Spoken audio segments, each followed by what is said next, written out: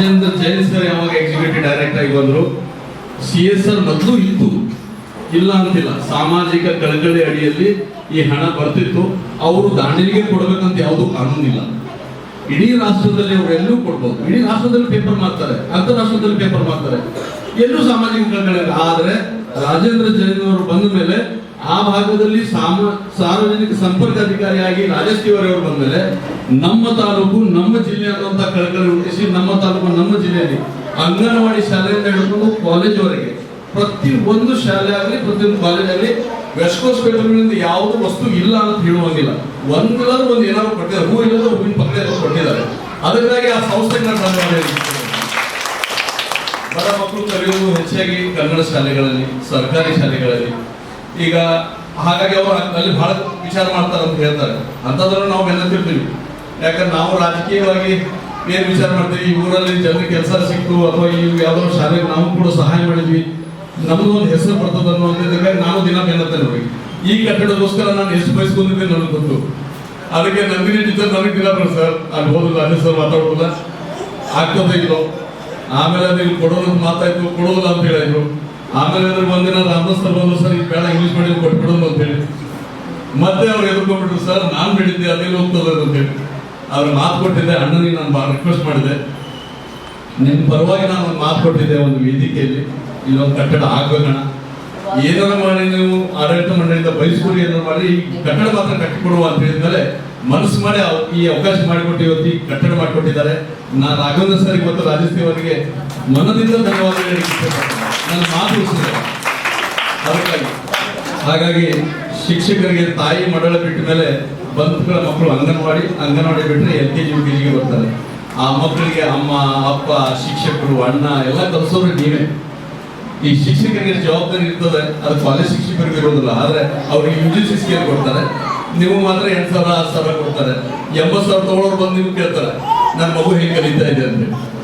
ಶಿಕ್ಷಕರ ಜವಾಬ್ದಾರಿ ಬಹಳ ಇರ್ತದೆ. ನಾವು ಅರ್ಥ ಮಾಡ್ಬಿಟ್ಟು ಪ್ರೈವೇಟ್ ಸ್ಕೂಲ್ ಟೀಚರ್ ಏನಿದೆ ಅಂತ. ಯಾಕಂದ್ರೆ ನನ್ನ ಮನೆಯಲ್ಲಿ ಒಂದು ಪ್ರೈವೇಟ್ ಟೀಚರ್ ಇದ್ದಾರೆ.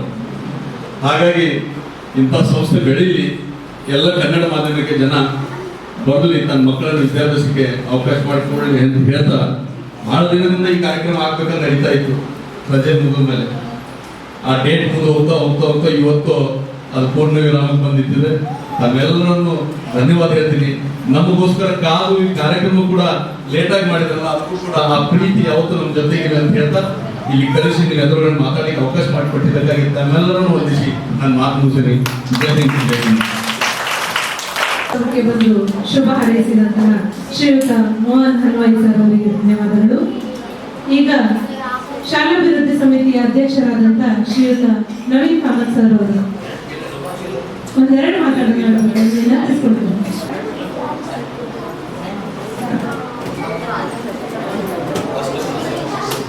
ಈಗ ಕಾರ್ಯಕ್ರಮವನ್ನು ಕುರಿತು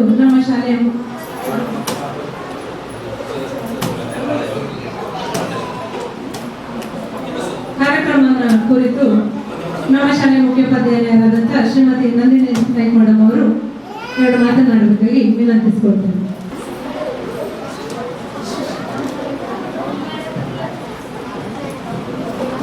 ಮತ್ತೊಮ್ಮೆ ಎಲ್ರಿಗೂ ನನ್ನ ನಮಸ್ಕಾರ. ಈ ಒಂದು ಕಾರ್ಯಕ್ರಮದಲ್ಲಿ ಪ್ರತಿಯೊಂದು ಕಾರ್ಯಕ್ರಮದಲ್ಲಿ ನಾನು ಸ್ವಾಗತ ಮಾಡ್ಲಿಕ್ಕೆ ಶಿಕ್ಷಕರಿಗೆ ಹಂಚಿಕೊಡ್ತಿದ್ದೆ. ಈ ಸಾರಿ ನಾನೇ ಮಾಡಿದೆ. ಯಾಕಂತಂದ್ರೆ ಇಲ್ಲಿರುವವರನ್ನ ಸ್ವಾಗತಿಸಲೇಬೇಕು. ಮತ್ತೆ ಈ ಒಂದು ಕಾರ್ಯಕ್ರಮ ಬಿಟ್ರೆ ಇವರೆಲ್ಲರೂ ನಮ್ಮ ಕೈಯಲ್ಲಿ ಸಿಗುವುದಿಲ್ಲ ಅನ್ನುವಂಥದ್ದು ಒಂದು ಉದ್ದೇಶ ನನ್ನಲ್ಲಿ ಇತ್ತು. ಅದಕ್ಕಾಗಿ ಸ್ವಾಗತ ಮಾಡಿದೆ.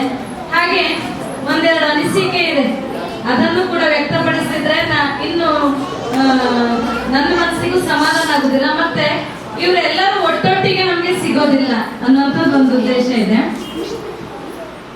ಈಗಾಗಲೇ ರಾಜೇಶ್ ತಿವಾರಿ ಸರ್ ಅವರು ಒಂದು ಮಾತು ಹೇಳಿದ್ರು, ಇದು ದೊಡ್ಡ ಆಲದ ಮರ. ಈ ಒಂದು ಸಂಸ್ಥೆಯಲ್ಲಿ ಸಹಾಯ ಮಾಡೋದಕ್ಕಿಂತ ಇಲ್ಲೇ ಸಾಕಷ್ಟು ಇದೆ ಅನ್ನುವಂಥದ್ದು ಒಂದು ಮಾತನ್ನ ವ್ಯಕ್ತಪಡಿಸಿದ್ರು. ಸರ್ ಹೌದು, ಇದು ದೊಡ್ಡ ಆಲದ ಮರ.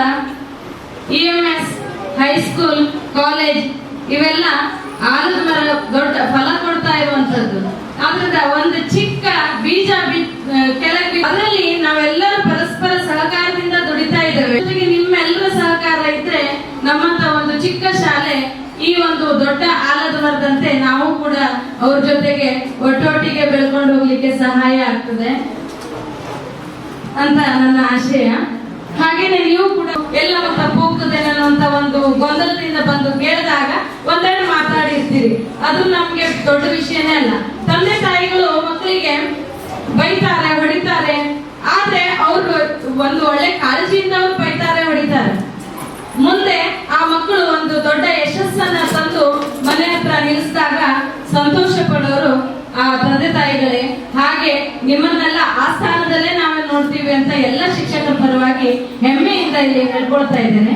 ನಮ್ಮಂತ ಒಂದು ಈಗ ನೀವು ರಜೆಯಲ್ಲೆಲ್ಲ ಗೌರ್ಮೆಂಟ್ ಶಾಲೆಯಲ್ಲಿ CSR ಅಡಿಯಲ್ಲಿ ಕೆಲವೊಂದು ಶಾಲೆಗಳನ್ನ ಕಟ್ಟಿಕೊಟ್ಟು ನ್ಯೂಸ್ ಅಲ್ಲೆಲ್ಲ ಆ ಶಾಲೆದು ಓಪನಿಂಗ್ ಒಂದು ದೇಶಪಾಂಡೆ ಅವರ ಅಮೃತ ಹಸ್ತದಿಂದ ಆ ಒಂದು ಶಾಲೆ ಉದ್ಘಾಟನೆ ಆದಂತ ಚಿತ್ರಣವನ್ನ ನಾವು ನೋಡಿದಾಗ ಅಯ್ಯೋ ನಮ್ಮ ಶಾಲೆಯಲ್ಲಿ ಈ ರೀತಿ ಮಾಡ್ಲಿಕ್ಕೆ ಆಗ್ತದೆಯೋ ಇಲ್ಲೋ, ಅಲ್ಲಿ CRP ಎಲ್ಲ BOಗಳು ಮತ್ತೆ ರಾಜಕೀಯ ಮುಖಂಡರು ಇವರೆಲ್ಲ ಸೇರಿ ಅದ್ದೂರಿಯಾಗಿ ಒಂದು ಕಾರ್ಯಕ್ರಮವನ್ನ ಮಾಡ್ತಾ ಇರುವಾಗ ನಮ್ಮ ಶಾಲೆಯಲ್ಲಿ ಇಷ್ಟ ಅಂದಿದ್ರು ನಮಗಾದ ರೀತಿಯಲ್ಲಿ ನಾವು ತುಂಬಾ ಖುಷಿಯಿಂದ ಸಹಾಯ ಮಾಡಿದವರಿಗೆ ಒಂದು ಉಪಕಾರ ಸ್ಮರಣೆಯನ್ನ ಮಾಡಲೇಬೇಕು ಅನ್ನೋದು ನನ್ನ ಆಶಯ ಆಗಿತ್ತು. ಹಾಗಾಗಿ ಇಲ್ಲಿರುವಂತ ಪ್ರತಿಯೊಬ್ಬರು ನಮ್ಮ ಜೊತೆಗೆ ಈ ಕಾರ್ಯಕ್ರಮಕ್ಕೆ ಸೇರ್ಲೇಬೇಕು ಅಂತ 3ನೇ ಸಾರಿ ಈ ಕಾರ್ಯಕ್ರಮವನ್ನ ನಾವು ಮುಂದಾಗಿ ನಮ್ಮ ಚೇರ್ಮನ್ ಬಂದಾಗ ಮಾಡ್ಬೇಕು ಅನ್ನೋದು ನಮ್ಮ ಆಸೆ ಇತ್ತು. ತಿವಾರಿ ಸರ್ ಕೂಡ ನಿಮ್ಮ ಚೇರ್ಮನ್ ಜೊತೆ ಮಾಡ್ರಿ, ಒಳ್ಳೆ ಒಂದು ಉದ್ದೇಶ ಇದೆ ಅಂತ ಅಂದ್ರು. ಆದ್ರೆ ನಮ್ಗೆ ಈ ಒಂದು ಸಹಕಾರವನ್ನ ನೀಡಿದ ತಮ್ಮನ್ನ ಬಿಟ್ಟು ಮಾಡುವಂತದ್ದು ಉದ್ದೇಶ ಇರ್ಲಿಲ್ಲ. ನಮ್ಮ ಚೇರ್ಮನ್ ಕೂಡ ಅದನ್ನೇ ಆಸೆ ಪಟ್ರು, ಅವರು ಮುಂದಾಗಿ ಮಾಡಿಸಿದ್ದಾರೆ. ಅವರ ಸಮ್ಮುಖದಲ್ಲಿ ಈ ಒಂದು ಕಾರ್ಯಕ್ರಮವನ್ನ ಮಾಡ್ರಿ ಅಂತ ಅವರು ಕೂಡ ನಮ್ಗೆ ಸಲಹೆಯನ್ನ ನೀಡಿದ್ರು. ಹಾಗಾಗಿ 2 ಸಲ ಈ ಕಾರ್ಯಕ್ರಮವನ್ನ ಆಯೋಜಿಸಿ ಅದನ್ನ ಮುಂದಕ್ಕೆ ಹಾಕಿ ಇವತ್ತಿನ ಈ ಒಂದು ಶುಭ ಸಂದರ್ಭದಲ್ಲಿ ತಮ್ಮೆಲ್ಲರ ಸಮ್ಮುಖದಲ್ಲಿ ಈ ಒಂದು ಕಾರ್ಯಕ್ರಮವನ್ನು ಹಮ್ಮಿಕೊಂಡಿದ್ದು ನಮ್ಗೆಲ್ರಿಗೂ ಸಂತೋಷದ ವಿಷಯ. ಹಾಗೆ ನಿಮ್ಮ ಸಹಾಯ ಹಸ್ತ ನಮ್ಮ ಜೊತೆಗೆ ಯಾವಾಗಲೂ ಹೀಗೆ ಇರ್ಲಿ ಅಂತ ಆಶಿಸ್ತಾ ನನ್ನೆರಡು ಮಾತನ್ನ ಮುಗಿಸ್ತೇನೆ ಸರ್. ತುಂಬಾ ತುಂಬಾ ತುಂಬಾ ಧನ್ಯವಾದಗಳು.